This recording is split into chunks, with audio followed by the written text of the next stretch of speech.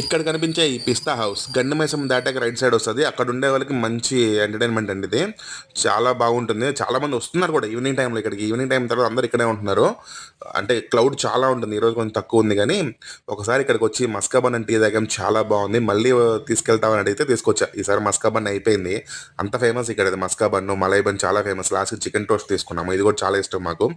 Chicken toast తీసుకొని first దాన్ని తినేసి మళ్ళీ వెళ్ళి ఒక టీ తీసుకొని ఆ టీ తాగేసి అక్కడ ఒకటి చూసానండి. అదేంటి దీంట్లో వచ్చిందో వీడియోలో లేదో కానీ కేక్ కట్ చేయగా మిగిలిపోయిన ఐటమ్స్ ఉంటుంది కదా, కేక్ కట్ చేసేప్పుడు సైడ్లు కట్ చేస్తూ ఉంటారు, అంత వేస్ట్. ఆ వేస్ట్ అంతటిని తీసి ఒక బ్యాగ్లో పెట్టి 25 రూపీస్ అని అమ్మేస్తున్నారు. దాని పేరు కేక్ చూరా అంట.